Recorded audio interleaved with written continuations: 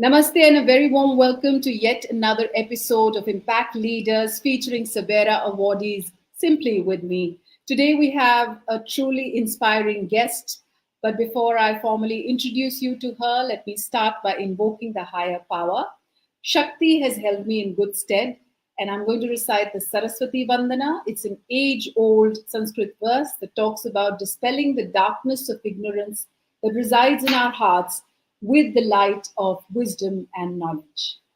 Ya kundendu tusharahara dhavala, ya shubhra vastravrita, ya veena manditakara, ya shweta padmasana, ya brahmachitra shankar prabhutibhi, devai sada vandita, samam patu saraswati, bhagavati nishesh, jadyapaha. And now, without much further ado, let me bring on to your screens the truly inspiring Priya Vandrevala, an accomplished entrepreneur, investor, and philanthropist. She's active with various government and non government organizations focused on urban development policy in India. And beyond her business ventures, she plays an active role in social change through the Cyrus and Priya Vandrevala Foundation. The foundation itself focuses on mental health support in India. She also serves on the board of the American School in London and Penn Medicine. Priya, it's a pleasure to have you here today. Thank you, Suparna. Thank you for having me again, and pleasure to see you. You've had a remarkable career both in the real estate sector and the social entrepreneurship sector. How did you go about formulating this particular foundation? Was there a trigger, considering that normally when we're all very well settled, everything is going well, why would one want to focus on a particular foundation? Suparna, sadly, my uncle passed away, he committed suicide, and was a diagnosed schizophrenic. And I was at that point in time quite shocked because even though I came from an educated family, a family of resources, really this was neither discussed nor focused on. And of course, we're all aware that now schizophrenia has treatment, there's a lot of support available, but even in a family with resources and with education, no one talked about it, no one acknowledged it, no one discussed it. And so this really launched a search for what was a feeling that if people like us did not talk about it or focus on it, or even perhaps seek enough treatment for his condition, then what were other people doing? And that started our work in mental health in India with the foundation. Also, at that time, I lived in the US, and there was so much more discussion around this kind of thing. There was so much more awareness that it couldn't feel more stark at that point in time. Do you feel that in India there is a huge stigma when it comes to mental health? You know, the really serious mental illnesses still carry a huge stigma everywhere in the world. No one feels particularly happy to acknowledge the fact that they have a child suffering from substance abuse, or a parent with schizophrenia or bipolar disorder, or someone with autism. So these still carry a very heavy weight and stigma. What we have, however, been much better about talking very openly, and this is really also on social media, TikTok, Instagram, etc., is acknowledging anxiety and depression. And so the discussion around awareness about that, it has significantly increased in the last 20 years. People accept it, talk about it, seek treatment for it. And that's wonderful. So, but we're still seeing really serious mental illnesses is still very hard to talk about and still very hard to acknowledge. Yes, I concur with you when you say that depression, anxiety is being spoken about, especially when we see celebrities talking about it. And the most common, I think, film actors, film actresses, when they come out in the open and talk about their real life beyond the real life, I think that makes a lot of difference. But with the Vandrevala Foundation focusing on a 24/7 mental health support, what do you mean by that? You know, we know that when people contemplate suicide, between intention and action, you can have intervention. It's not necessary that the intention to commit suicide, converts into action. If you have intervention available, obviously family members are best, And even if it's a third party support services like ours, it is possible to intervene and to prevent suicide. We also know that there are large amount of people who need a lot of support. For example, we have many patients who seek our support every single day, and we are always around for them. We say to them, we give them support tools in their toolkit. We urge them to seek out family members, friends. We have group therapy for support. But in the end, if they don't choose to seek those out, we want to send a message loudly and clearly. We are always there 24 by 7 by 365 for free for anyone who's experiencing despair, suicidal thoughts, is in a crisis, and just wants to talk to someone or text someone. In fact, the vast majority of people who seek us out are doing it over WhatsApp in India. And they, even though we allow them or we encourage them to contact us by phone or by WhatsApp, many of them choose to WhatsApp us. I know the Vandrevala Foundation and you specifically had received the SABERA Award a couple of years back for your work in the mental health sphere. And I think what I remember of then is the fact that you had actually not just focused it in the metros. This is actually now accessible through multiple languages in various states. Is that correct? And how difficult was it to, or is it to manage something like this? How difficult is it to get counselors? How difficult, or what are the challenges that you faced? So, first of all, before COVID, we were in police stations, and that was really our partnership with the police, which is where the police would escalate cases to us. Then COVID hit, and we were basically asked to leave all police stations because everything considered non urgent or serious was asked to leave, which was, sort of a tragic moment for people seeking our service. But actually, it urged us to change, to have our own national number, which at the start of COVID, we did not have. We depended basically on the police to give us cases, which were very serious cases. We helped the police, we worked with the police on these cases.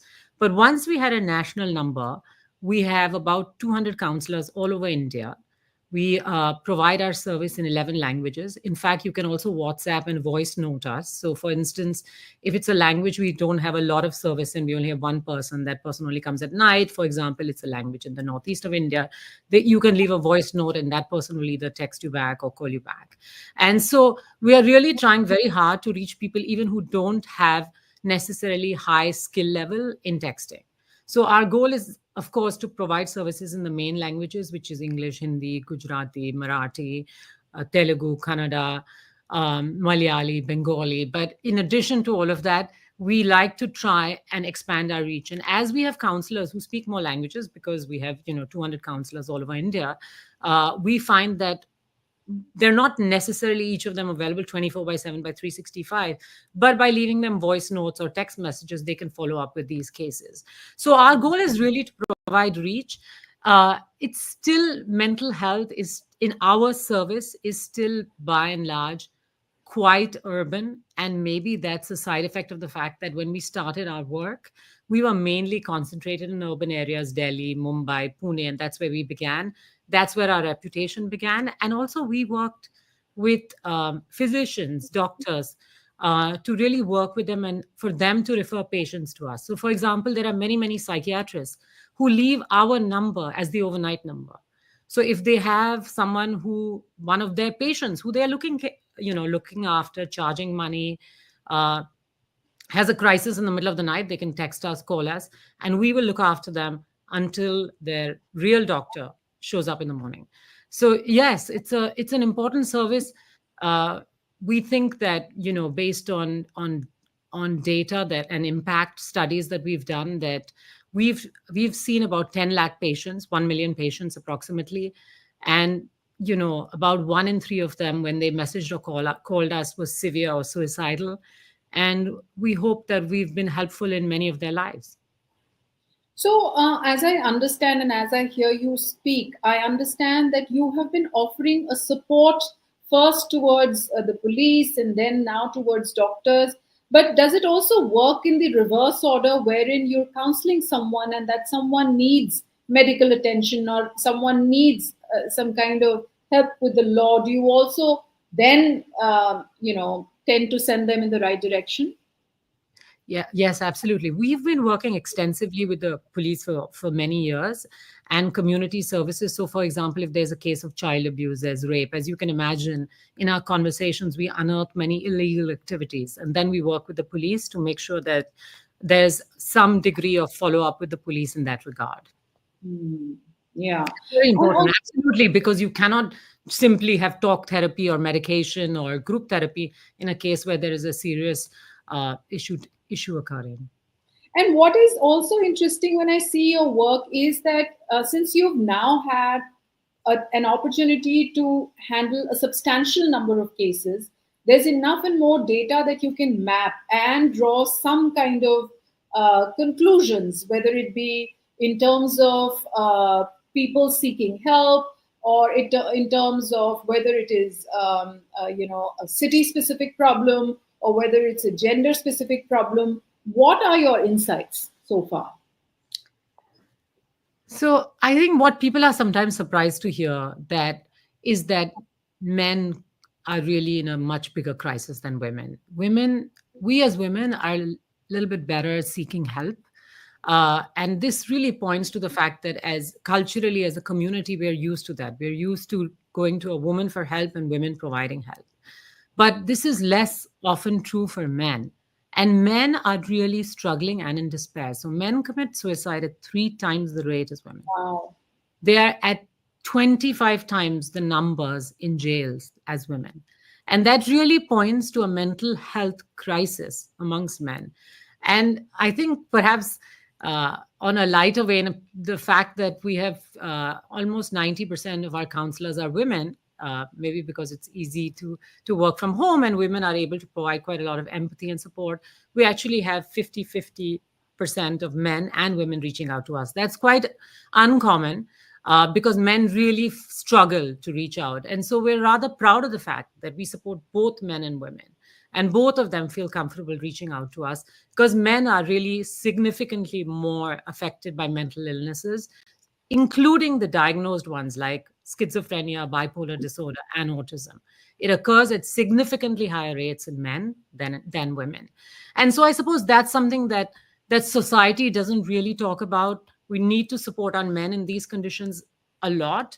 And I think the effect uh, of a breakdown of community is really visceral. So I think what we perhaps need to focus more on is when someone leaves home, either for work or school, they really do miss those connections. And having those connections on social media is just not adequate.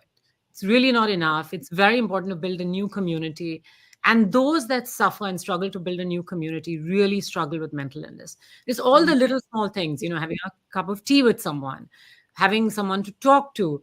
It's really very hard to do that by Instagram or Facebook, and much, much easier, much more effective. In a way, the loss of spirituality, the fact that we met as a community by going to a temple and it was a very equal society. There wasn't any hierarchy in that. You were equal in the eyes of God.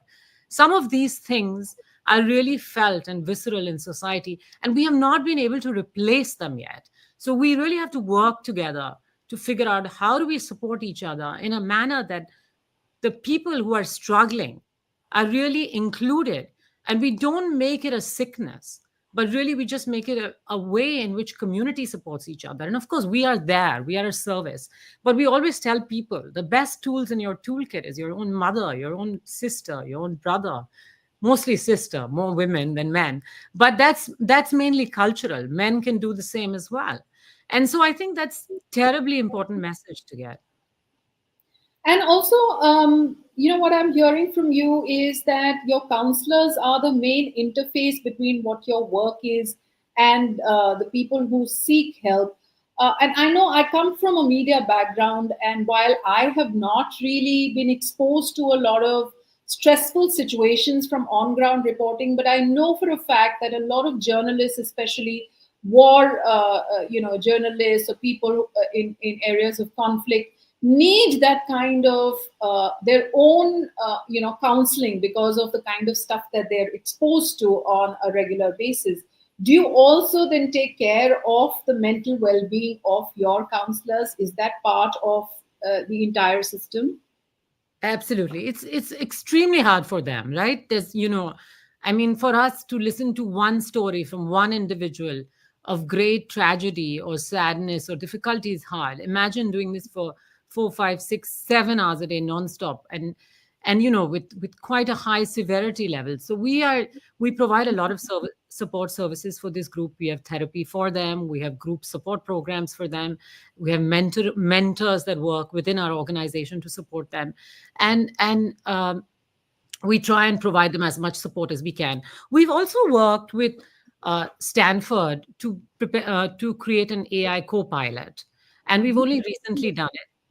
In fact, it's still not completely rolled out. And our goal is that we try and also have good assistance available to people when they are also struggling to give a response. So, for example, we have databases, we have information, we have training. All our counselors are psychologists, but equally, sometimes you're not exactly sure what to say. And so we try and provide them tools.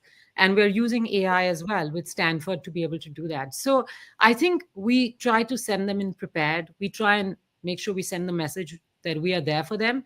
And we also provide community around them. So we often say that actually, if you're with several people and you're in the same position and you're fighting the same things, it actually doesn't feel quite as hard than if you feel that you're alone.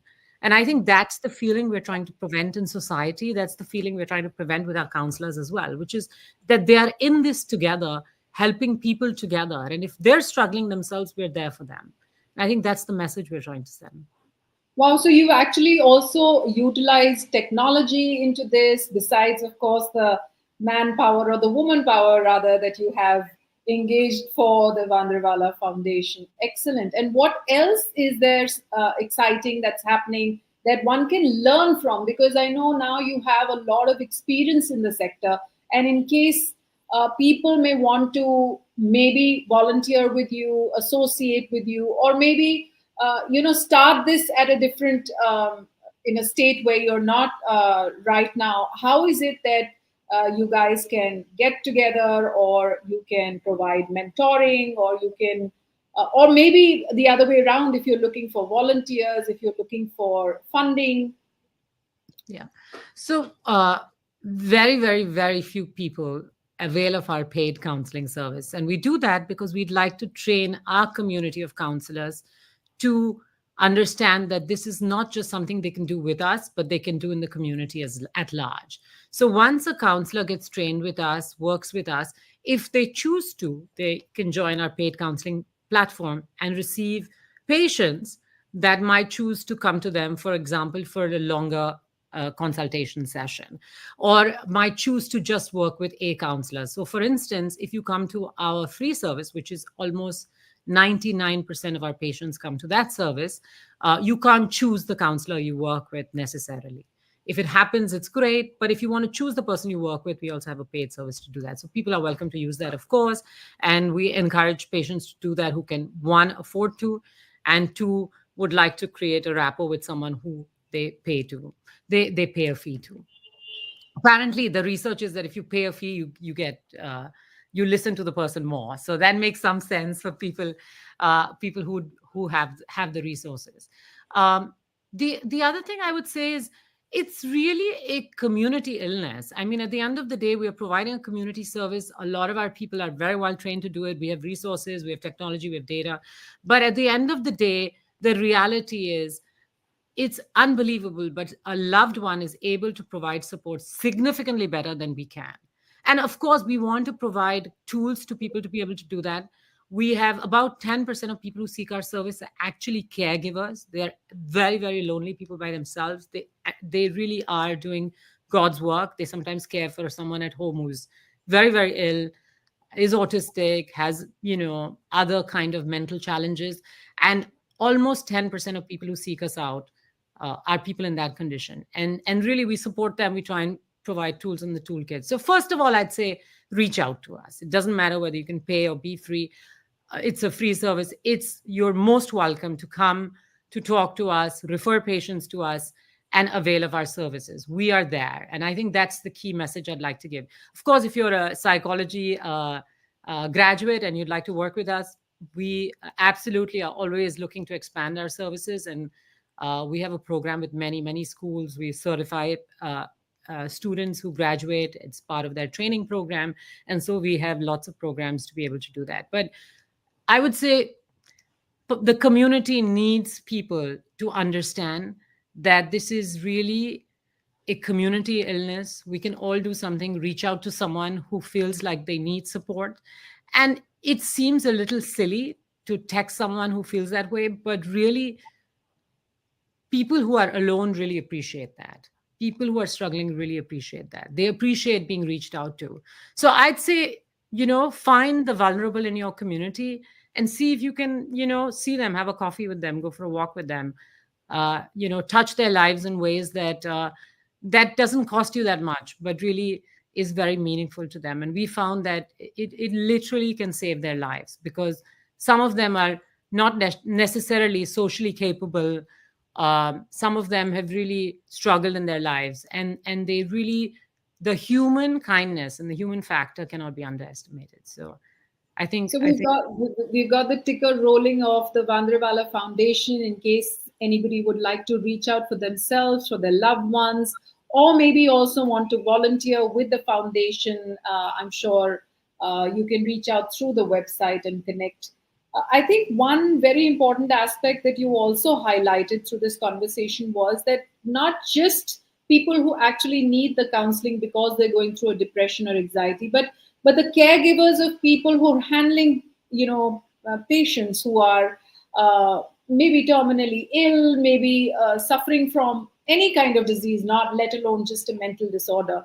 I think they are very underserved, in my opinion, because they tend to be on their guard and on attention to the patient almost 24/7, and keeping their own mental well-being on the back burner. So I think that is very, very important in this conversation that has been highlighted, that if you are a caregiver, please do not shy away from seeking help yourself.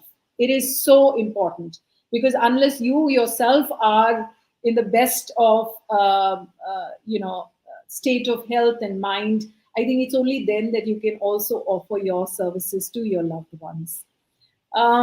Priya, one last parting thought on your experience and exposure to the SABERA platform. Suparna, honestly, you're amazingly inspiring. Truly, the fact that you've chosen to focus your energy on people who are doing great work is an inspiration to all of us. Because even though many of us do it for the pleasure of the service we provide, it's wonderful that the recognition you provide, the platform you provide, and is the greatest service of all. Because to keep on going, for people who need resources, for people who need attention, for people like us, we really feel inspired by you. So thank you for the recognition. Thank you for, on behalf of our volunteers, thank you on behalf of our counselors, and thank you on behalf of our patients who really feel like this is really a mainstream illness and that it's okay to reach out. So thank you for that. Truly, thank you. Thank you, Priya, for taking out time, for doing what you're doing. And we're hoping to amplify more of your work in the coming years through SABERA. Thank you.